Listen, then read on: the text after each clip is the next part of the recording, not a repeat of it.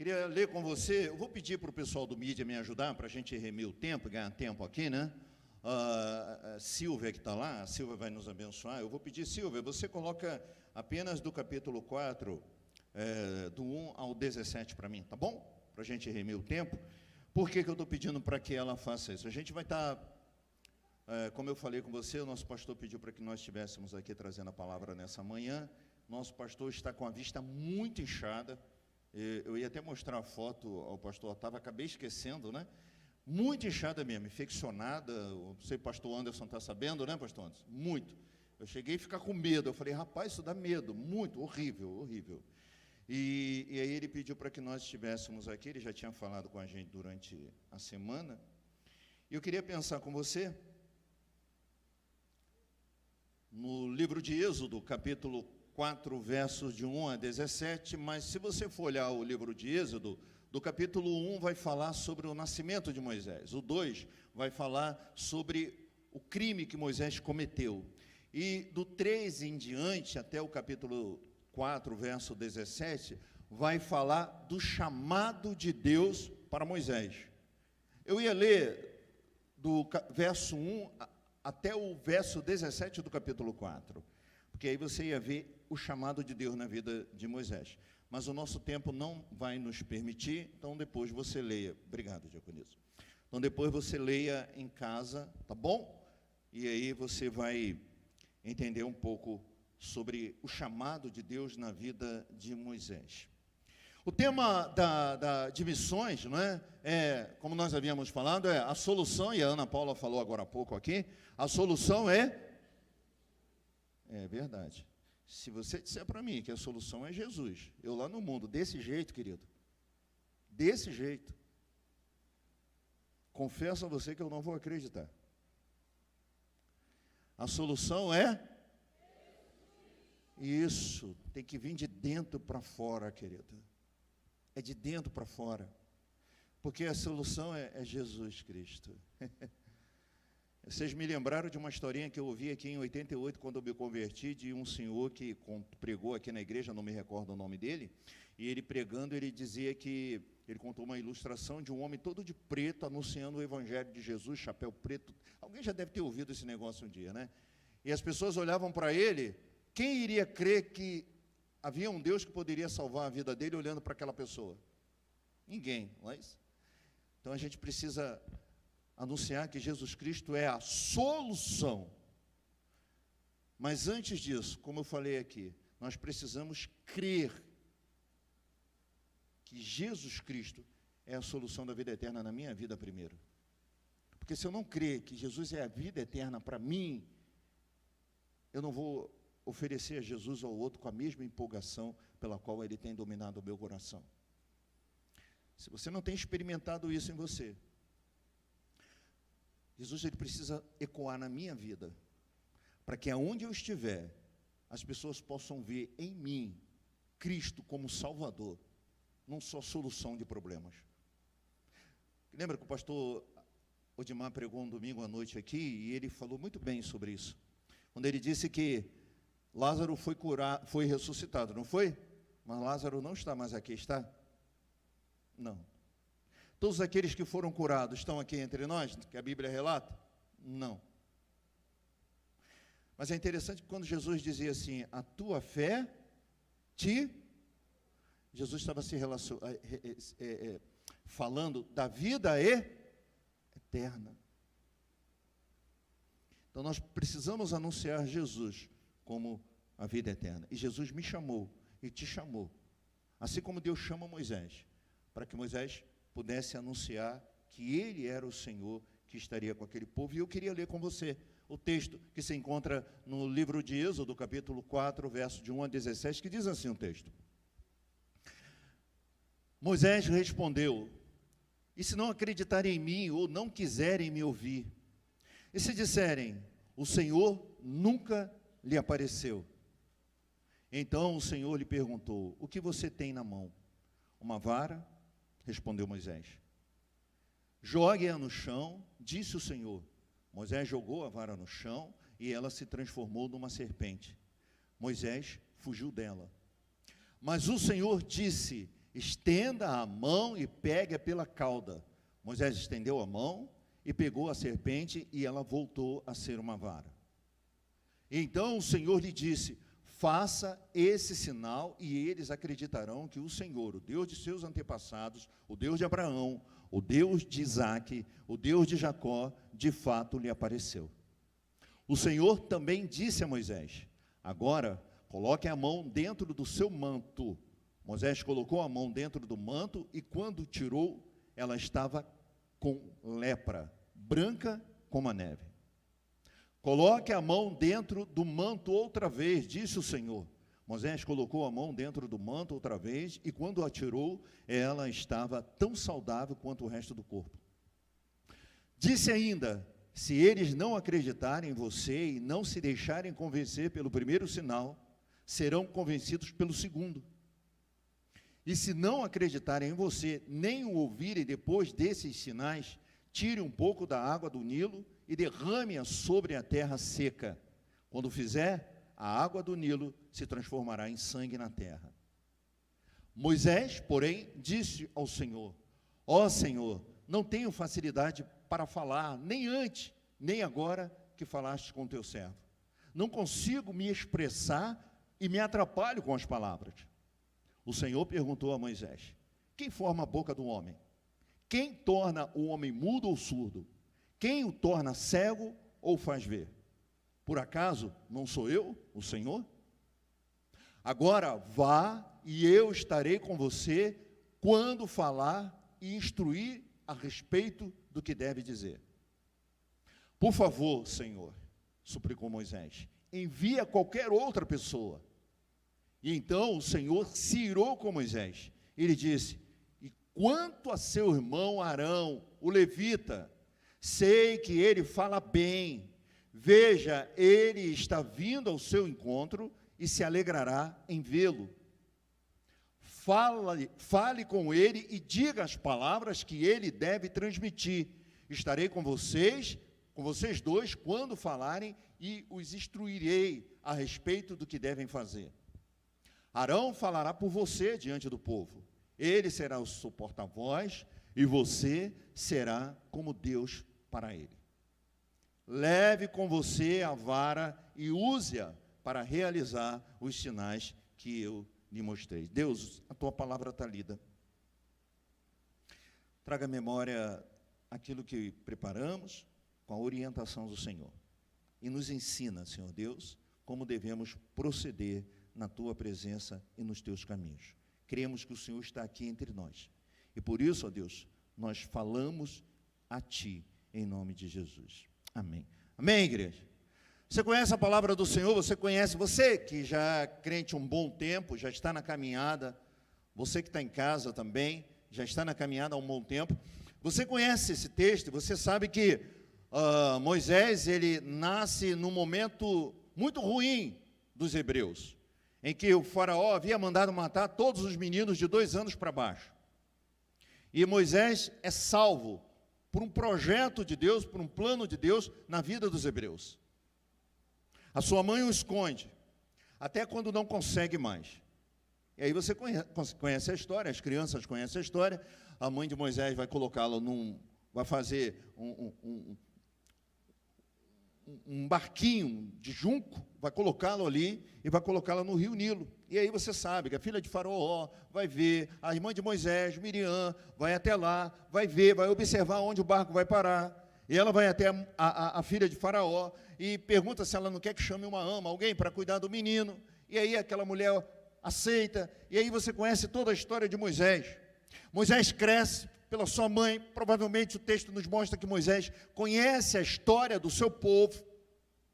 E aí Moisés, ao ver um dia, depois de um homem já, mais ou menos seus 40 anos de idade, Moisés se depara com um egípcio, um soldado, maltratando um do seu povo. E aí Moisés, o texto vai dizer, no capítulo 2, que Moisés vai tirar as dores, e Moisés vai fazer o quê? Moisés mata aquele soldado. E aí agora Moisés foge para o deserto. Moisés vai para o deserto. Não tinha provavelmente um local seguro para ele ir. Moisés vai para o deserto. E aí, lá no capítulo 3 ainda, você conhece o texto que ele para à beira de um poço, e um homem, pai de 7 mulheres, 7 filhas, Jetro, algumas versões vão falar Reuel, Moisés senta à beira daquele poço, e alguns pastores vêm e não querem deixar as moças tirarem água, e Moisés vai ali, defende aquelas moças, e ele vai para a casa de Jetro. E aí, quem conhece a história sabe o que vai acontecer. Moisés vai casar com Zípora, e aí Moisés vai pastorear as ovelhas do seu pai, Jetro, e Moisés vai ficar ali por 40 anos, se desintoxicando do Egito, tirando de si tudo aquilo que ele havia trazido do Egito com ele. 40 anos. Mais ou menos aos seus 80 anos, Deus vai chamar Moisés. E aí, Deus, como o texto relata para mim e para você, no capítulo 3, Deus vai falar com Moisés através do arbusto que queimava. Moisés está ali, e Deus está falando com Moisés, 40 anos depois de Moisés ter saído do Egito, com 80 anos, mais ou menos, de idade, Deus está falando com Moisés, de que Moisés iria voltar para o Egito, para libertar o seu povo da escravidão do Egito. Deus está convocando Moisés para anunciar que ele era a solução para a vida daquele povo. Deus está falando com Moisés e dizendo a Moisés: Moisés, você vai voltar ao Egito e você vai libertar o meu povo da escravidão. É isso que Deus está falando com Moisés. Deus está conversando com Moisés. E Deus está mostrando. É interessante que o texto vai dizer lá, que quando Moisés vê o arbusto queimando, Moisés quer se aproximar do arbusto. E aí Deus diz para Moisés: Moisés, para aí. Não é de qualquer jeito que você vai chegar na minha presença. Não é assim. Tire as sandálias que estão nos seus pés. Porque o local em que você está se achegando, a terra em que você está pisando, é santo. É terra santa. E aí Moisés volta, diz o texto. O texto vai dizer também que Moisés, quando Deus vai relatar para Moisés de que ele é o Deus de Abraão, o Deus de Isaac, o Deus de Jacó, o Deus dos antepassados dele, o texto diz que Moisés tapa o rosto. Moisés vira o seu rosto. A sensação que eu tenho ao ler o texto é que Moisés tremeu ao ouvir isso de Deus, de que quem estava agora diante dele era o próprio Deus falando com ele, o Deus que havia falado com Abraão, o Deus que havia falado com Isaac e o Deus que havia falado com Jacó. Olha o que o texto diz: cobriu o rosto porque teve o quê? Medo de olhar para aquele que estava chamando ele para uma grande missão. Uma missão de libertar o seu povo da escravidão do Egito. A gente vai olhar, a gente vai perceber que não foi só Moisés que foi resistente ao Senhor em relação a um chamado de Deus. Você lembra de Gideão? Gideão, quando Deus chama Gideão para que Gideão livrasse o povo dos inimigos, Gideão vai ser um pouco resistente a Deus. E aí ele: se é o Senhor, eu vou colocar o lenço aqui. Se o lenço ficar molhado com a relva, aí eu vou acreditar. Aí Deus vai lá, o que acontece? O lenço fica molhado, em volta do lenço tudo fica seco. E aí Gideão: opa, não, Senhor, olha só, eu vou colocar o lenço. Agora eu quero que em volta do lenço fique molhado e o lenço não. O que Gideão está fazendo é resistindo ao chamado do Senhor. Você lembra de Jonas também? Deus pede para que Jonas vá pregar aos ninivitas, não é isso? E Jonas faz o quê? Ele foge, ele se esconde. A ponto de ele entrar no barco e para o fundo do barco, e depois Deus o coloca dentro de um peixe grande. Porque Jonas estava resistindo ao chamado do Senhor. Moisés não era diferente, mas existem outros personagens que atenderam o chamado do Senhor de imediato. Você lembra daquele homem gadareno, possesso por demônios, E o Senhor Jesus, quando fala com ele, o liberta daquela vida de opressão que ele se encontrava. E aquele homem, ele é liberto. E você conhece a história, os demônios vão entrar nos porcos, porque Jesus estava em Gadara, numa cidade grega. Por isso que tinha a criação de porcos. Jesus foi lá só para salvá-lo, porque Jesus depois volta. Mas ele deixa uma semente, porque aquele homem olha para o Senhor Jesus e diz que quer segui-lo, quer ir com ele. Mas Jesus diz, olha, é preciso que você diga lá que eu sou a solução para uma vida eterna para ele. Vai para o meio da sua família, vai para a sua vizinhança, vai para o seu bairro onde você mora. É preciso que as pessoas olhem para você e vejam que eu sou a solução para uma vida eterna comigo. Outra mulher, é a mulher samaritana, você lembra dela? Capítulo 4 de João, aquela mulher, ela está indo meio-dia, por volta de meio-dia, para tirar água do poço. E quando ela chega ali, quem está à beira do poço? Jesus. E aí Jesus começa a traçar um diálogo com aquela mulher, uma resenha ali, entre Jesus e aquela mulher. Eles começam a conversar. Eles estão ali batendo um papo. E aquela mulher começa a falar uma série de coisas com Jesus, sobre que deveria, os pais dela disseram que era no templo, e aí os judeus dizem que é em Jerusalém, e ali traça uma resenha, eles vão conversando. E aí Jesus toca no que ela mais necessitava. E aquela mulher levanta, ou ela estava de pé, o texto não fala, mas ela sai dali e vai à cidade. E ela conta naquela cidade que ela havia encontrado o Messias. E aí, quando aquela mulher fala, as pessoas ficam alvoroçadas e elas vão até Jesus. O que, na verdade, querido, eu e você precisamos entender, é que quando eu e você encontramos Jesus Cristo, o Senhor, abriu para mim os meus olhos e descortinou os teus olhos, para que você cresce nele, para que você descansasse nele, é para que você também anunciasse ele às outras pessoas. Aquela mulher, ao ouvir de Jesus, ela corre para a cidade, para a aldeia, e conta, as pessoas agora vão até Jesus. E aquelas pessoas olham para aquela mulher depois e dizem, olha, não é mais pelo que você tem falado, mas é pelo que nós temos ouvido e visto. Jesus chama aquela mulher para anunciar que ele é a solução para uma vida eterna com ele. Jesus me chamou e chamou você para que nós anunciássemos que ele é a vida eterna e é nele a vida eterna. Eu e você não podemos nos esquecer disso. De que o mundo precisa me olhar, os meus vizinhos precisam me olhar. Os seus vizinhos precisam olhar para você. Os seus colegas de trabalho precisam olhar para você. Os seus alunos precisam olhar para você e ver que há em você um Cristo que habita e que dá a eles a solução para uma vida eterna. Essa é a realidade que nós temamos viver. A pergunta que não quer me calar, é Jesus Cristo a solução da vida eterna para a minha vida e para a sua vida? Eu tenho essa certeza em mim?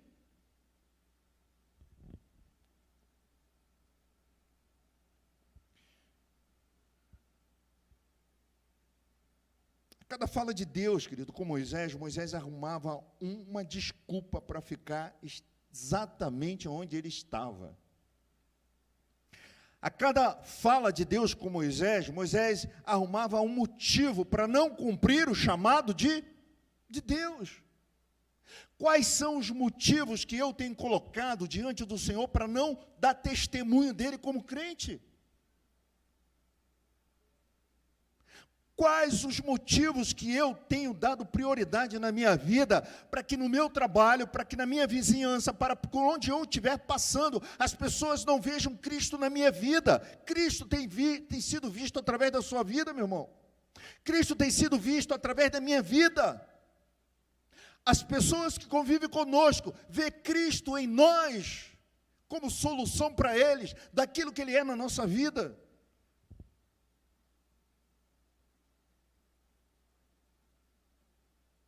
temos de fato transmitido Jesus? Apesar dos nossos fracassos anteriores, como foi na vida de Moisés, das nossas deficiências pessoais, Deus, Ele quer usar a mim e a você. Deus quer usar você como alguém que Ele convocou para que o nome dEle seja anunciado, para que vidas possam ter vida eterna com Ele.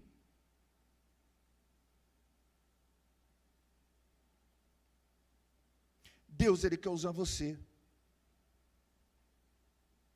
Pelos seguintes motivos, querido. Primeiro, porque Ele é um Deus soberano.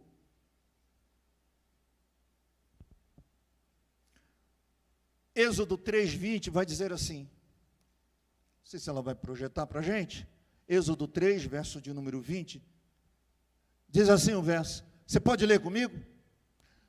Por isso, levantarei a minha mão e ferirei os egípcios com todo tipo de milagres que farei no meio deles.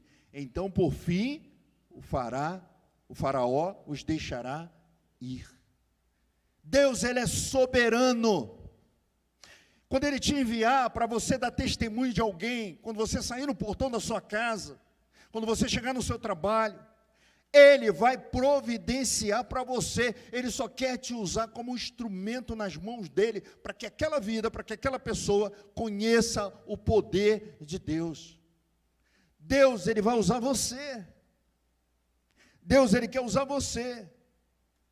Às vezes eu e você gostamos de pensar, de que, e sabemos, claro, que Deus é soberano, eu tenho certeza disso, você tem certeza disso no seu coração, e que Ele comanda todas as coisas, que Ele pode vencer todas as batalhas, eu sei disso e você sabe disso também, eu creio nisso, eu sei que você crê, mas eu e você não gostamos de admitir que Deus, em sua soberania, pode sim me fazer a vontade dEle, cumprir o propósito dEle. Moisés reluta com Deus, Gideão relutou com Deus, Jonas relutou com Deus, mas Deus não abriu mão deles para que o nome dEle fosse glorificado. Preste bem atenção, Deus não vai abrir mão de você, porque Ele te chamou para que você pudesse pregar o nome dEle, viver o nome dEle, e dar testemunho do nome dEle, por onde você passar.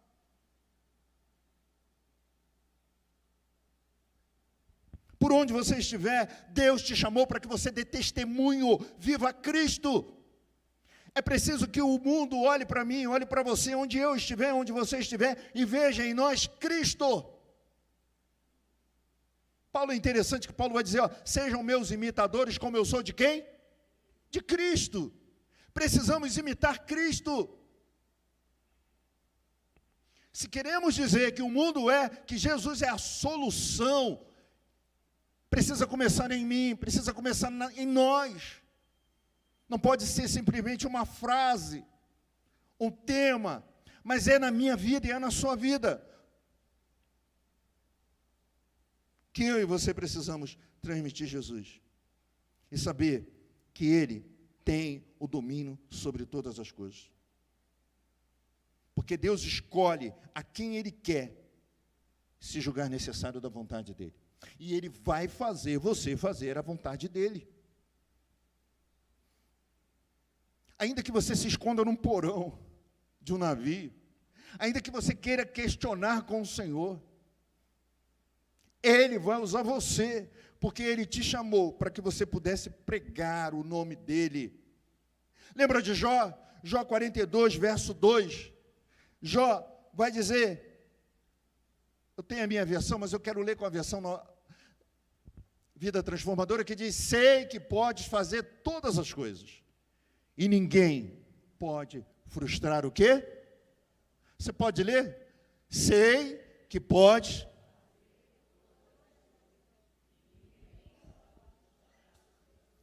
Querido, não espera Deus pegar você pelo braço. Não espere Deus se irar com você, para você fazer aquilo pelo qual Ele chamou você para fazer, viver o nome dEle a cada dia. Não espere Ele pegar você pelo braço. Não espere Ele forçar você a fazer aquilo que Ele quer que você faça. E às vezes a gente se acostuma com esse ambiente. A gente se acostuma com as coisas de Deus. E fazemos para nós, não fazemos para o mundo. Anunciamos para nós, não anunciamos para o bairro. E aí as pessoas que estão aqui próximo não nos conhecem. Porque o templo por si só, ele se anuncia, querido. Se você pegar o 20 lá em Alcântara e disser para o motorista assim, ó, eu quero soltar em frente à Igreja Batista na Maria Rita, o motorista vai deixar você aqui. Ele vai deixar você aqui. Porque o templo por si só, ele se anuncia no bairro.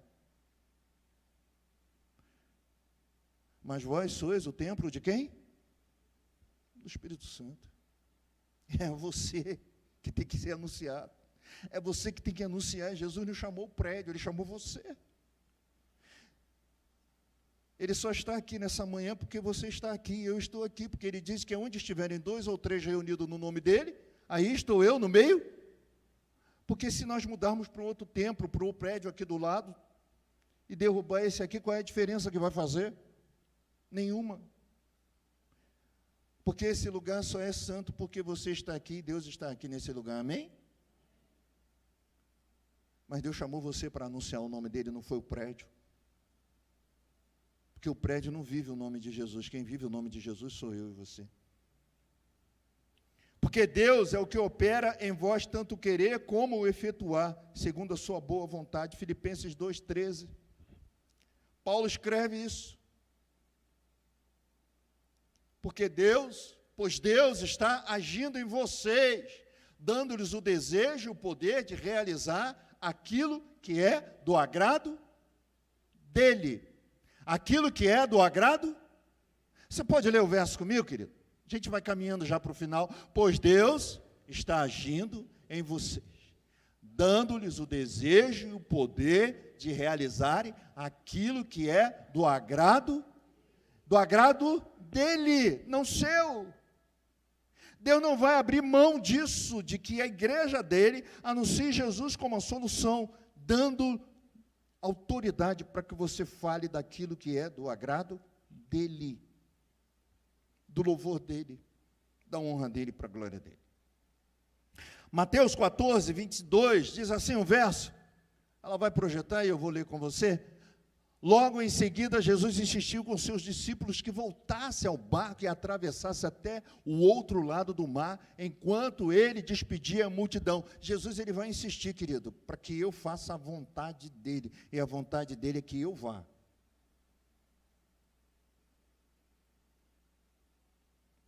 Que eu vá, e que eu faça aquilo que é da vontade dele. O Senhor quer que você vá e que você viva isso. Que você pratique Jesus. Que você viva Jesus. Deus tem um chamado pessoal para cada um de nós. O que eu e você precisamos entender e compreender. Qual é esse chamado que o Senhor tem para mim e para você? Mas se você tem dúvida, o primeiro chamado que Deus tem com certeza para você é que você viva Jesus na sua vida. Que você viva Jesus na sua vida, dentro da sua casa, para que a sua casa possa refletir do lado de fora. Quando Deus chama Abraão, Ele diz, olha, seja tu uma bênção. Eu vou te abençoar. E vou abençoar os que te abençoarem. Eu vou amaldiçoar os que te amaldiçoarem. Mas olha, seja você uma bênção. Deus chama a família e diz, seja tu uma bênção. Deus chamou a família de Abraão para que outras famílias conhecessem o Senhor através dela. Deus te chamou, Deus chamou a mim, para que as pessoas pudessem conhecer o Senhor através de mim e através de você. Paulo vai escrever aos Romanos, capítulo 8, verso de número 30, e ele diz assim, depois de predestiná-los, ele os chamou, e depois de chamá-los, os declarou justo, e depois de declará-los justo, lhe deu a sua glória. É você, querido. Deus não chamou os anjos para que falasse dele. Deus deu esse privilégio a mim e a você. Nos fez um pouco menor do que os anjos, mas esse privilégio de anunciar o Senhor Jesus foi dado a mim e a você. Vida eterna.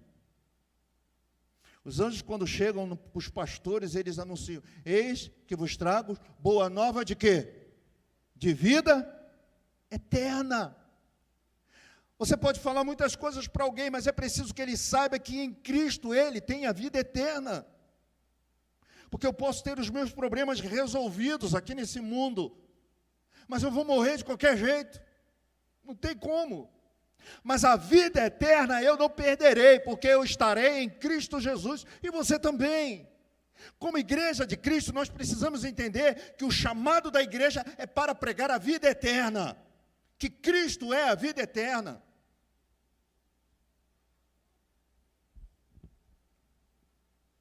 Cristo é a vida eterna, e como o mundo vai ver Cristo através de mim e de você, através das nossas vidas.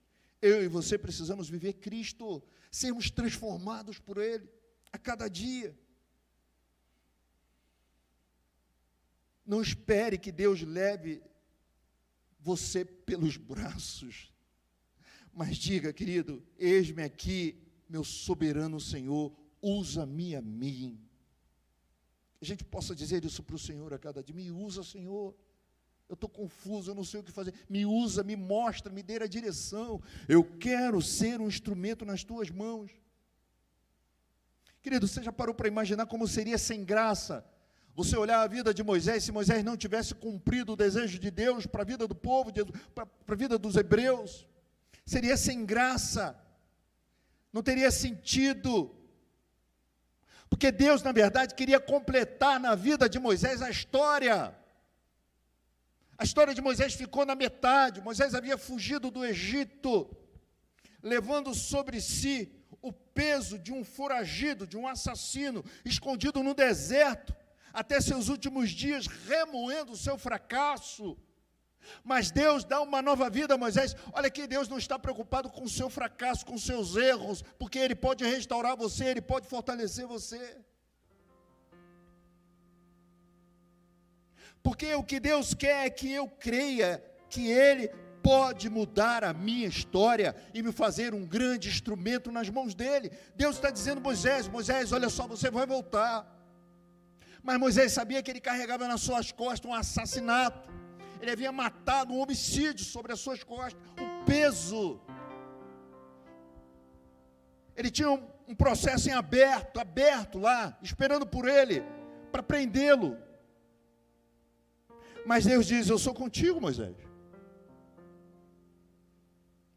Deus quer completar a história dele na sua vida. E Deus te chamou para falar do Filho dele, Cristo Jesus. Para viver Jesus. Para se transbordar de Jesus. Não para esquentarmos o banco de uma igreja com o chapéu de pedinte na mão, sem nunca experimentar o poder de Deus através da nossa vida. Deus quer que eu e você experimentemos o poder dEle. Experimentamos o poder dEle na nossa vida. Jesus Cristo é a solução, mas Ele precisa ser a solução na minha vida primeiro. Eu preciso crer que Ele é a vida eterna para mim e para você. O Salmos 8, verso 4 e 5 diz assim, ela vai projetar para a gente.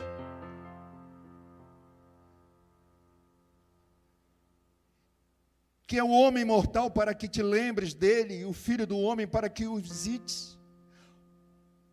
Pois pouco menor o fizeste do que os anjos, e de glória e de honra o coroaste. Eu vou ler naquela versão ali. No entanto, os fizeste. Quem são? Opa! Você volta no 4 para mim? Isso. Quem são os simples mortais para que penses neles? Quem são os seres humanos para que com eles te importe? E no entanto, os fizestes apenas um pouco menores do que Deus, e os coroaste de glória e de honra. Deus se importa com aquele povo que está lá fora, querido. Tem pessoas aqui à volta da igreja que Deus se importa com eles. Tem alguém aqui agora no mercado, nos prédios, que Deus se importa com eles. Tem alguém lá do lado da sua casa, no seu trabalho, na rua onde você passa, que Deus se importa com eles, mas preste bem atenção.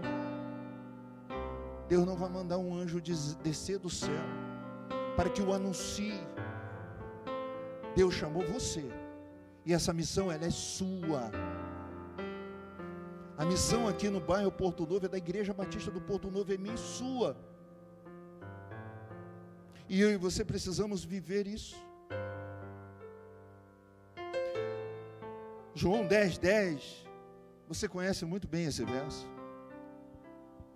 E diz assim um verso: o ladrão vem para roubar, matar e destruir, eu vim para lhe dar vida, e uma vida plena que se satisfaz.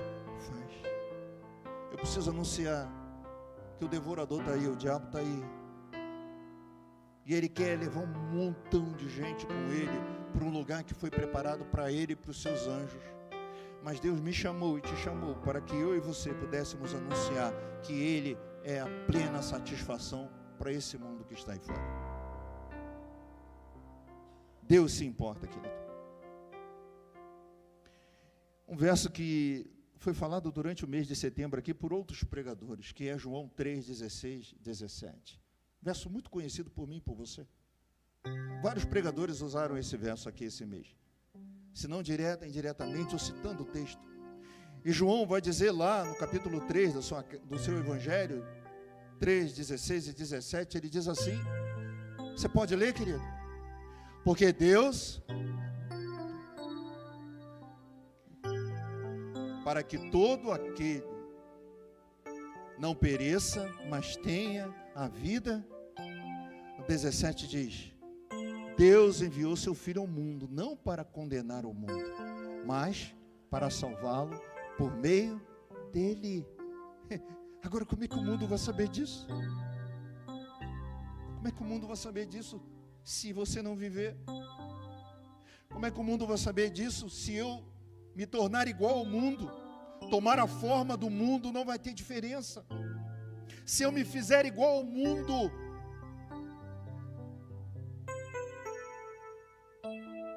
de que valeu Jesus morrer na cruz se eu não estou dando valor a isso?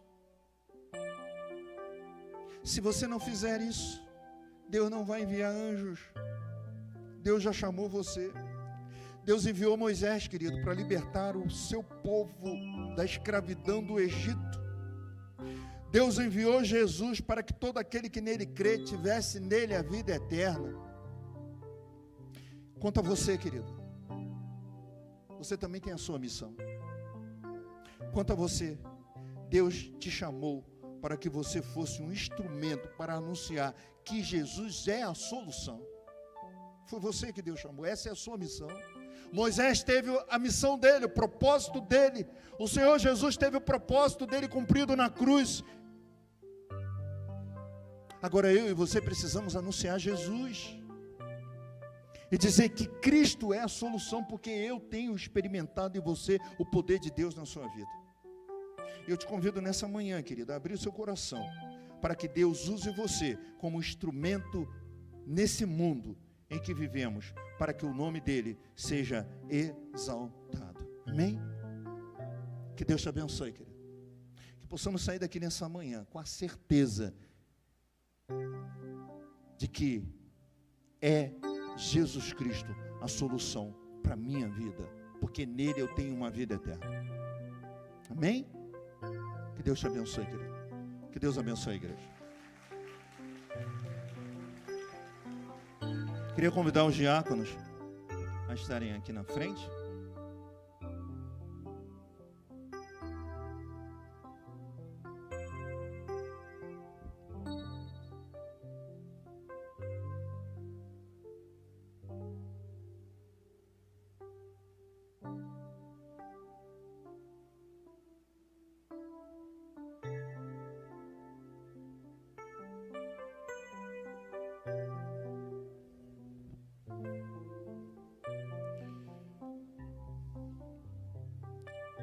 Queria chamar também os pastores presentes, pastor Expedito, pastor Márcio, pastor Anderson. Queria chamar também o nosso pastor Otávio, para estarem aqui na frente. Eu queria convidar você, que é membro de uma igreja evangélica, está em comunhão com o Senhor, em comunhão com a sua igreja, crer que Jesus Cristo é o Senhor da sua vida, e tem professado isso. E você que está aqui nessa manhã, que quer voltar para o Senhor, eu queria te convidar, nessa manhã, abrir seu coração para Ele, dizendo que você quer voltar para Ele, se reconciliando com Ele, participando da ceia do Senhor, se você já é batizado nele, em nome de Jesus.